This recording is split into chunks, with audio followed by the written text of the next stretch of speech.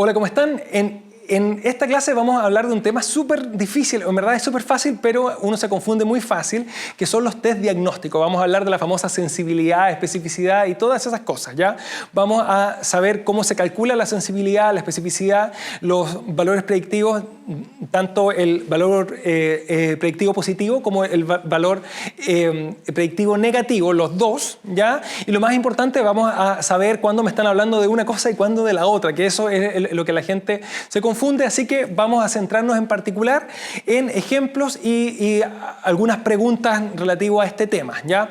Esta es de las cosas que se pregunta más, así que hay que saberlo súper bien y hay que entenderlo bien como en el sentido en que sí es aplicable a la medicina de una manera importante, por si acaso, como para la toma de decisiones de qué examen usar.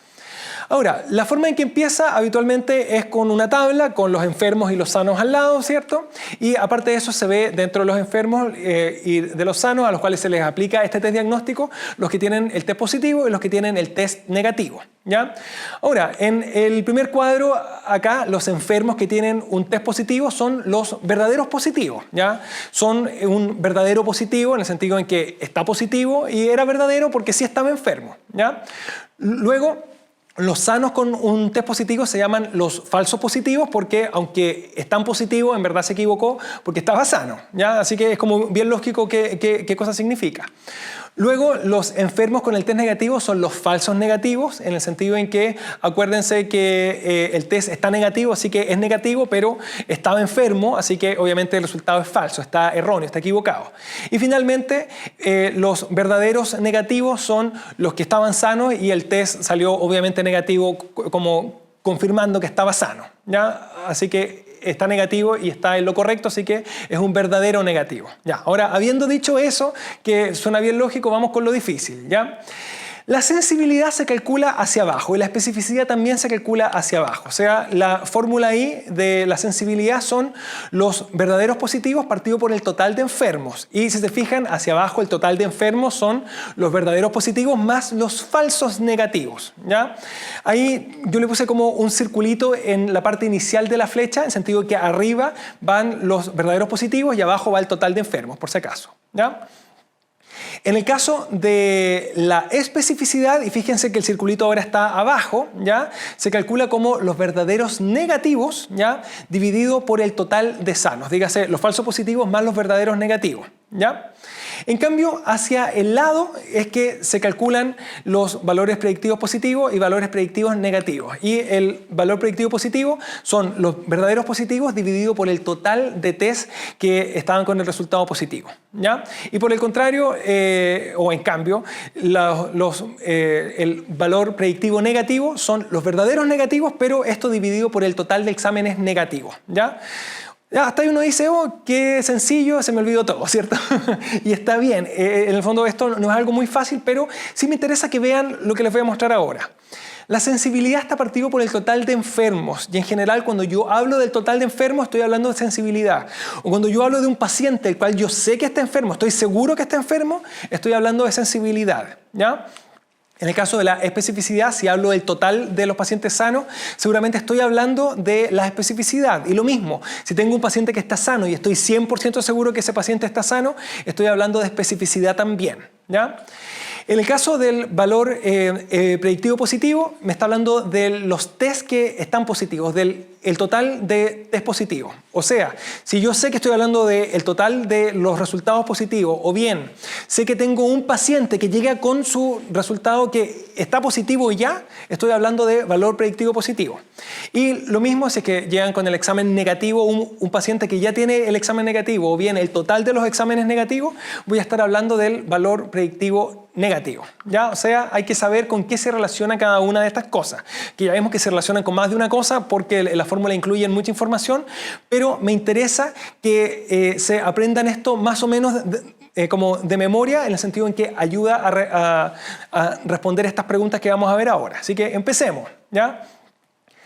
Un paciente tiene su AP elevado y la pregunta es, ¿tengo cáncer, doctor? Y ahí la respuesta obviamente es, ¿qué es lo que tengo? Tengo un AP elevado, tengo un test positivo, así que la respuesta va a ser, usted tiene cáncer con una una probabilidad equivalente al valor predictivo positivo de su AP elevado, ¿ya? O sea, que quede bien claro, ahí como yo ya tengo un resultado que está alterado, estamos hablando del valor predictivo positivo, ¿ya? El que dijo sensibilidad está malo, ¿ya? El que dijo especificidad está malo también, porque aquí lo que yo tengo es el resultado. Ya. ¿Qué porcentaje de los cánceres de mama se diagnostican con la mamografía? ¿Ya? Aquí van y les voy a dar algunos segundos como para que lo piensen ustedes. Si se fijan, me están hablando del total de los cánceres de mama. Me preguntan del total de los cánceres de mama, cuántos son como diagnosticados con la mamografía y cuántos no. Así que aquí sería la sensibilidad, ¿ya? Y obviamente el porcentaje de cáncer que sea diagnosticado con este examen es equivalente a la sensibilidad de ese examen, ¿ya?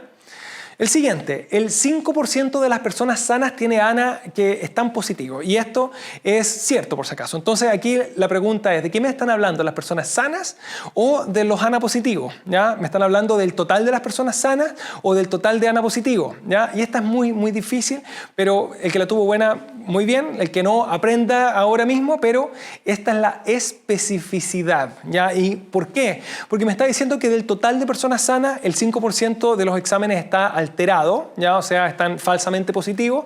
En cambio, el 95% estaría negativo. Así que, si bien me entregaron la información al revés, en este caso, la especificidad sería de 95%. ¿Ya? Si es que esto le fundió el cerebro, descanse un ratito, unos 10 segundos, y de ahí lo vuelve a ver, ¿ya? Hasta que lo entienda bien. Ahora, la probabilidad de detectar a un enfermo. Es un paciente que sabemos que está enfermo, así que obviamente me están hablando de la sensibilidad acá, ¿ya? Así que la sensibilidad, es más, se define como la probabilidad de un test de detectar a un enfermo, o sea, de resultar como un examen positivo en un paciente que seguro está enfermo, ¿ya?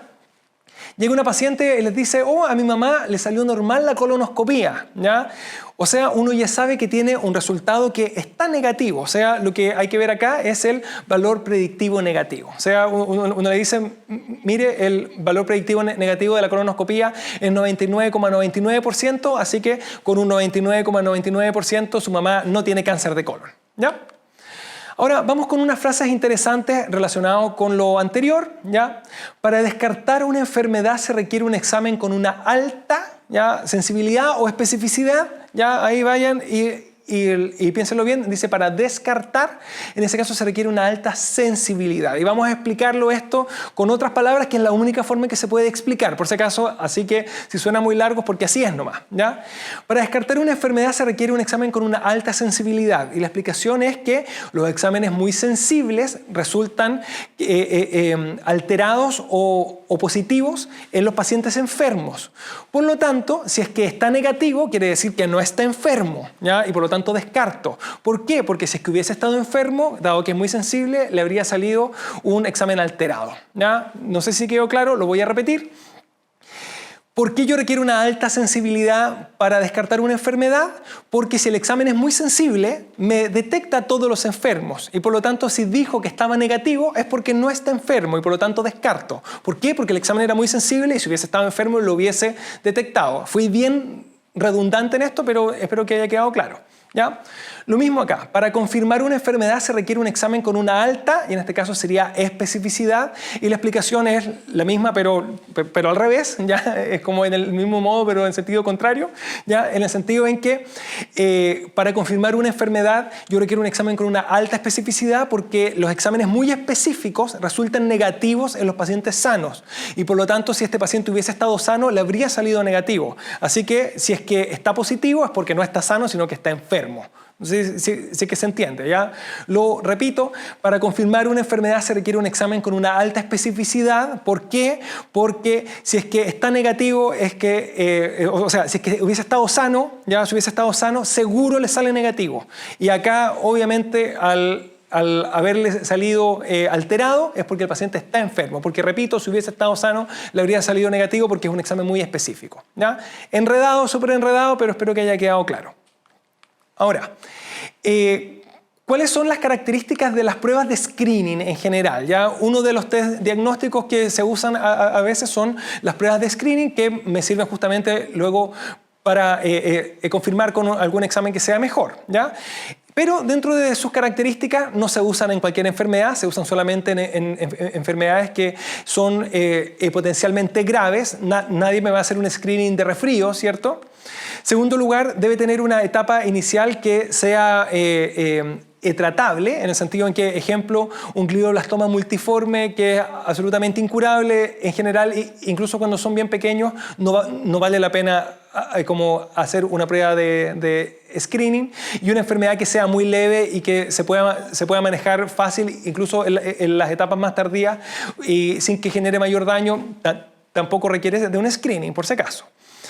Se requiere aparte que el test sea relativamente barato, en el sentido que si es demasiado caro el aplicarlo a toda la población, obviamente aumenta mucho los costos en salud, así que obviamente imposible hacerlo, ¿ya? Y al menos que sea mucho más barato que el examen confirmatorio, ¿ya? Y como es de screening, se requiere que descarte, así que se exige que tenga una alta sensibilidad, ¿ya? Ahora, ¿y qué pasa con la especificidad? La verdad es que igualmente yo le exijo que venga con una como especificidad que sea al menos aceptable, o sea, la sensibilidad debe ser alta sí o sí, y la especificidad yo puedo como sacrificarla un poquito, pero no tanto tampoco, porque si es que tengo un examen que es súper sensible, pero que es cero específico, no me sirve para absolutamente nada, por si acaso. Ahora, ¿cómo debe ser la prueba confirmatoria? Y aquí el clásico error es decir que debe ser muy específica, y eso es correcto, pero además debe ser muy sensible, en el sentido en que el screening debe ser muy sensible y más o menos específico, y la prueba confirmatoria debe ser muy sensible y muy específica. Y el ejemplo más claro es el ELISA-VIH con el Western Blot, aunque la verdad es que actualmente el ELISA-VIH de cuarta generación, ¿cierto?, es muy sensible y es muy específico también, casi tanto como el Western, ¿ya? Y bueno, esa fue esta clase, así que nos vemos ahí en los siguientes temas, van a ser un poquito más dinámicos, ¿ya? Que estén muy bien.